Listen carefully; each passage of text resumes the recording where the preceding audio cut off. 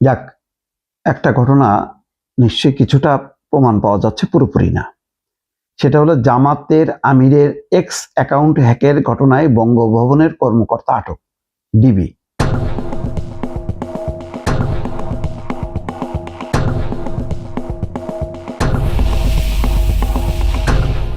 এটা ডিবিরই কাজ।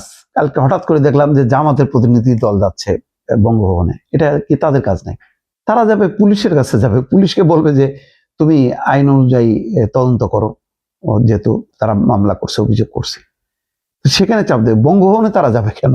জামাত ইসলামের আমির শফিকুর রহমানের এক্স অ্যাকাউন্ট আর সাবেক টুইটার হ্যাকের ঘটনায় বঙ্গভবনের সহকারী প্রোগ্রামার মোহাম্মদ সরওয়ারে আলমকে আটক করার কথা জানিয়েছে ঢাকা মহানগর পুলিশের গোয়েন্দা শাখা, ডিবি।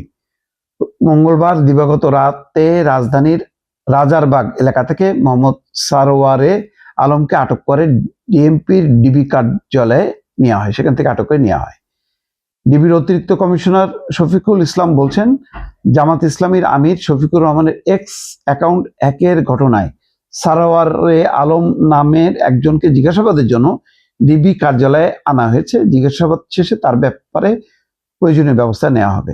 ডিবি সূত্র বলে, দিবাগত রাত 12:30টার দিকে রাজারবাগ পুলিশ লাইন্স অডিটোরিয়ামের পূর্ব পাশে সরকারি কোয়ার্টার থেকে সরোয়ারে আলমকে আটক করা হয়। তার মুঠোফোন ও ল্যাপটপ জব্দ করা হয়েছে। এরকম ঘটনায় সাধারণত আমি বলি, আগাম বলা উচিত না যে অপরাধীরা এইভাবে ঘটনা ঘটায় তার বাসায় থাকবে না, বাসার থেকে তাকে আটক করে নিয়ে আসছে। যাক, তারপরেও তার নিশ্চয়ই তারা তদন্ত করে, দ্রুত তদন্ত হোক এই ব্যাপারে, এবং নির্বাচনের আগেই, নির্বাচনে তার বেশি দিন বাকি নেই। জামাতে আমিরের এক্স হ্যান্ডেলে ইংরেজিতে এক পোস্ট দেওয়া হয়। সেই পোস্টে বলা হচ্ছে, আমরা বিশ্বাস করি যখন নারীদের আধুনিকতার নামে ঘর থেকে বের করা হয়, তখন তারা শোষণ, নৈতিক অবক্ষয় এবং নিরাপত্তাহীনতার মুখোমুখি হন। এটি অন্য কিছু নয়, বরং পতিতাবৃত্তির অন্য একটি রূপ। এটা তো খুবই বাজে একটা বিষয় ছিল। জামাতে আমিরের এক্স হ্যান্ডেল থেকে দেওয়া পোস্ট, বিশেষ করে এই অংশ নিয়ে সামাজিক যোগাযোগ মাধ্যমে ব্যাপক আলোচনা সমালোচনা শুরু হয়। বিএনপিপন্থী অ্যাক্টিভিস্ট এবং ইনফ্লুয়েন্সাররা দাবি করেন, জামাতের আমির কর্মজীবী নারীদের চরম অবমাননা করেছে। সাধারণ ফেসবুক ব্যবহারকারীদের অনেকে সমালোচনা করেন। এমন পরিস্থিতিতে দিবাগত রাত 12:40 জামাতের অফিসিয়াল ফেসবুক পোস্টে দেওয়া এক বিবৃতিতে বলা হয় যে সাইবার হামলার মাধ্যমে জামাতের আমিরের নামে মিথ্যা বক্তব্য প্রচার করা হয়েছে। শুধু জামাতের আমির নন, আরো কয়েকজন জ্যেষ্ঠ নেতার সামাজিক যোগাযোগ মাধ্যম অ্যাকাউন্ট সাইবার হামলার ঘটনা ঘটেছে। মিয়া গোলাম পরোয়ারের অ্যাকাউন্টও নাকি হ্যাক হয়েছে, খবরে আসছে।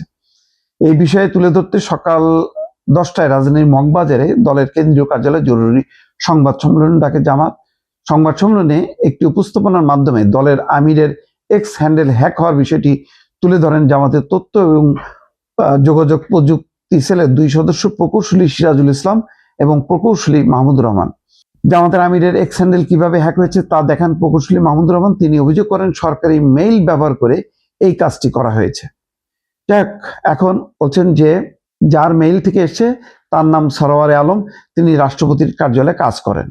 এখন এই কারণে দেখলাম কেউ কেউ রাষ্ট্রপতির পদত্যাগ দাবি করছে, মানে একেবারে রাষ্ট্রপতি পর্যন্ত নিয়ে গেছে। যাক, এটা তদন্ত করে, যেহেতু বঙ্গভবনে কাজ করে, এরকম হ্যাক করছে, গুরুত্বপূর্ণ, কারণ রাষ্ট্রীয় নিরাপত্তা বলে তো আর কিছু থাকে না যদি এই ধরনের কেউ যুক্ত থাকে। এটা একটা ভালো তদন্ত হোক, কারণ এটা যদি, ওই পোস্টটা যদি জামাতের আমিরের না হয়ে থাকে এবং এটা যদি ঢুকানো হয় হ্যাক করে, এটা নিঃসন্দেহে অপরাধ, এবং জামাতের আমির বা জামাত একটা বড় ধরনের অপবাদ থেকে মুক্ত হবে যদি তদন্তে প্রমাণিত হয় যে সত্যি এটা হ্যাকড হয়েছিল এবং ওই কর্মকর্তা বা কর্মচারী এই ঘটনার সাথে জড়িত। দর্শক।